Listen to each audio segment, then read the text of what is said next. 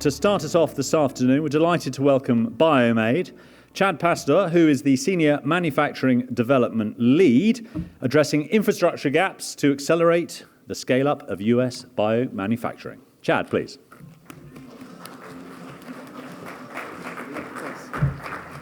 Thank you. All right. Hopefully everybody had a great lunch. So a little bit about BioMADE for those that are not aware of who we are. We are a nonprofit public-private partnership. So we were actually a Manufacturing Innovation Institute. So we started about 5 years ago with the goal of helping build out the ecosystem as it relates to bioindustrial manufacturing. So we work on a few different levels. We are working to bridge that gap between lab scale research and at scale manufacturing. So looking at that whole area of industrial biotechnology, we have a really robust membership in BioMADE. So we have a lot of great organizations that are part of BioMADE, ranging from startups, universities, large organizations, startups, and it's actually quite good in terms of the ecosystem and what we're working on. So over the 5 years that we've been around, we have grown to 333 members, and we have 40 different states that we're located in. So at this point in time, you're going to see a wide variety of organizations that are listed on there, and we continue to keep growing as we continue to support this particular area of the economy.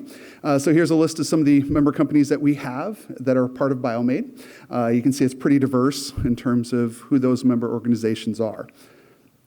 So moving forward, there are 3 different areas that we initially started working on as part of BioMADE. We've so far funded 95 different projects to a tune of $210 million.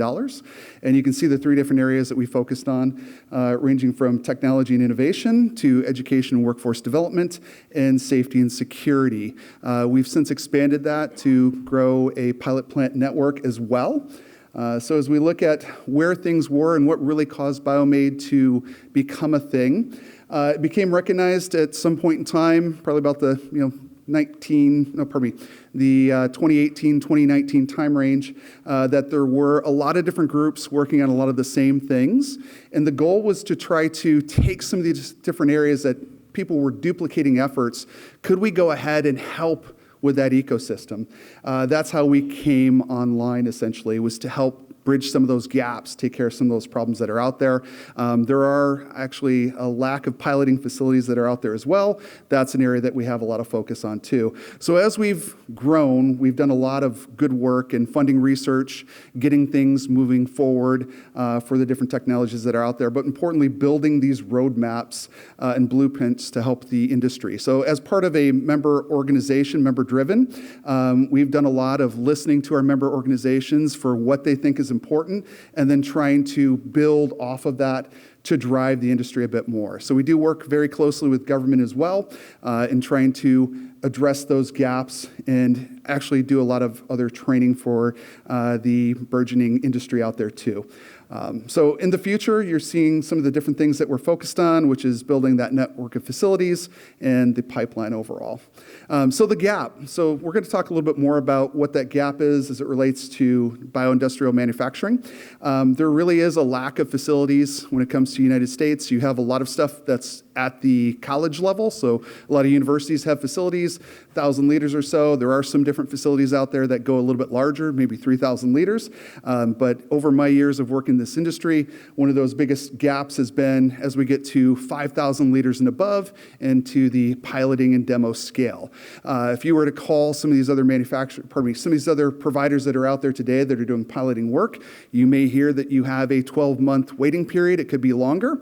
Having worked at one previously, we had a waiting period of about 2 years at one point in time for anyone to come into our facility to do their pilot scale work. That becomes really problematic, and then combine that with the fact that there aren't many demonstration scale facilities as well.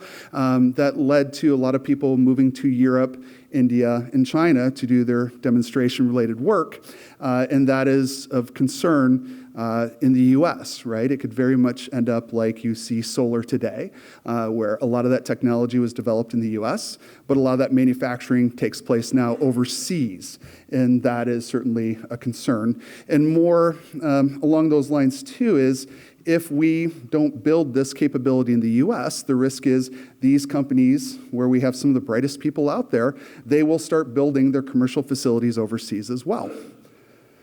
So let's talk a little bit more about what we're really doing to address these gaps then.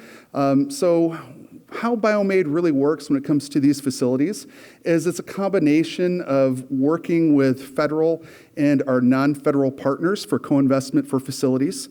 So we bring money to the table, as do the states and local governments, to try to build these facilities. We make the facilities really focused on what's important to those local communities and try to basically build them a facility that they will use, but more importantly, will help basically drive the industry forward. So with that, we are not benefiting one particular group. We work with large organizations, we work with startups, and we work with basically universities as well as we think about doing that education workforce development too. So ultimately what we really want is we want an ecosystem where it's going to be sustainable, and we can rely on investments in the U.S. to help essentially reshore manufacturing in the United States, and then also retain that aspect of the strengths that we bring already with research and development in the U.S. And I think that's a key piece for us. So looking at like building this out, it's like multiple steps or multiple gaps there. But I think ultimately there are a lot of great farmers that we have, a lot of great growers with feedstocks, and we'd like to support them as well by being a place where they could go ahead and send their sugars, and we could go ahead and make great products out of those. So moving on. The facilities that we have announced, so if you followed us at all online, we have announced that we have 3 different facilities, the first 3 being in Minnesota, California, then Iowa. So out of the facilities, we have looked at many different states, so we're still building on what that plan is to build the network overall. So you see that we have 4 other states that we're looking at piloting facilities within the network too. But super excited to talk a little bit more about these other facilities that we're pushing forward with. So the first of the facilities that we have here is going to be the Minnesota facility. So that is the largest out of those. It is technically the flagship facility. It is located just outside of Minneapolis. In terms of the scales, we are looking at 2 25,000-liter fermenters, and we're looking at 2 5,000-liter fermenters as well.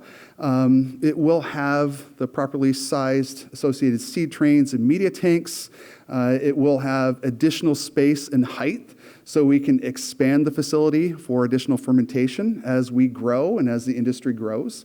And the focus on it, you can see it says that we're focused on chemicals and materials, but there is flexibility for other products as well. So this facility would be open in 2027. So I think this is an area that talking with different people is challenging at times. That's the downstream. Downstream, I think, drives a lot of decisions that take place. We've worked hard to try to make the facility as flexible as possible in terms of that downstream and matching needs that you have out there. So the facility itself will have the things that you would normally expect, right, in terms of tanks that are there. So we're going to have a bunch of extra tanks to do further downstream processing. If you have multiple steps, we can do that particular work. We have other stuff for media prep, sterilization of media, so on and so forth. And then importantly, we have filtration capabilities as well as distack centrifugation. And we're looking at a few different options in terms of the filtration portion of it. So you see polymetric and ceramic filtration. We're seeing in terms of discussions with clients, there's a lot more growth in the industry as people start to understand the value of what it looks like when you scale to a larger scale. Sometimes things don't scale exactly as you would at bench scale. And so filtration, fortunately, has picked up a lot more as an earlier step in many more processes. So we're seeing that driving more conversations, whereas if you were to look historically, probably about 10 or 15 years ago, most people were starting probably with that centrifugation process. But we're seeing a lot more of those conversations driven by filtration, which is probably similar to what you see if you talk to people in Europe about how they do their process, scaling it up. So other things that we can do too, the facility will have evaporation, crystallization, and drying, which I think is going to be extremely helpful for what we're looking at for the mix of clients that are there. In terms of other things that are interesting too, the facility is rated for explosion-proof capabilities. So that gives us some additional things that we can cover on that downstream. So if there's some areas where we might need further transformation to make different types of molecules, that work could be done. Solvent-related work or other things that are there as well. So that definitely increases the capabilities, and that is something that you don't see in many facilities. In the U.S., there aren't as many facilities that can do both fermentation in-house, but then also do some of this other work on that downstream as well to include solvent-related capabilities. So that'll be extremely helpful. The next facility that we have is going to be our Hayward, California facility. So this one is a little bit closer. It's in the Bay Area, a little bit closer to that R&D side. So I think when we imagine it, there are going to be probably quite a few Bay Area related clients that would see this as a great location to potentially do work at. So we're probably looking, this is going to be the smaller side of the facilities that we have. It will have the associated harvest tanks, centrifuges, membrane filtration, evaporation. It will also have spray drying too, which not every facility has. And this one is going to be opening in 2026. So the advantage here is, I think, when we think about what this really looks like, this actually puts us in a good placement for the ecosystem. So what that really means is, like, how do we really help these people as they work at, say, an ABPDU, and then they want to move on? So they're working at 300 liters, maybe they're working at 1,000 liters. How can we help them at that next level early? We can do some of that work here as necessary, but then we can also do it in a space that's a little bit closer, because as it stands today, many people are spending their time to go to a pilot facility. I used to work one in the Midwest. They would fly out to me. It's a little bit more challenging. They usually send junior engineers because not every high-level executive wants to travel that far. This puts you in a closer location to do work, see results, but also even transfer some different things back and forth from the facility. So gives us a little bit more flexibility. This would make it probably the largest piloting facility that would actually be in the Bay Area. So let's jump to the last one that we have that's called out, which is our piloting facility in Iowa. So we spent a lot of time working on this particular one. It's going to be located at Iowa State University. So we have a location that's there. So you can see the building. It's actually quite nice. It's a little bit outside of the city of Ames in Boone. The capabilities are really geared to match what we have for those clients that we're working with, I should say coalition members and other people that might want to use those facilities. So this is going to be 5,000 liters and 10,000 liters. I think the interesting aspect of this is it does have food grade capabilities as well. So we can do a lot of food grade related work as necessary, but it's not limited to that. In terms of the fermentation side, it can do agricultural products, chemicals, materials, and more.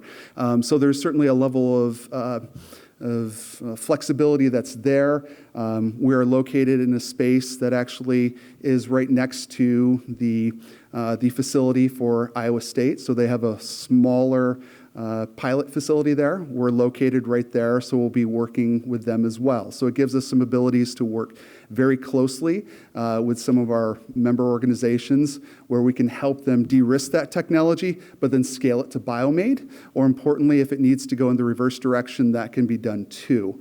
So some technologies might not be fully ready, or some other work may need to be done. That work can then flow to the partner, and we can make it happen. So in terms of like that downstream, you see it's pretty straightforward. It looks really very similar, but it does give us spray drying capabilities as well. So there's some different aspects of finishing that we can do in providing those food grade quality materials that'll be coming out. And it's actually a very nice location in terms of being close to those feedstocks too, which also relates to supporting the farmers that are out there. So that one will be opening in 2027, and that is the third of the facilities. That's all I have for today. Thank you.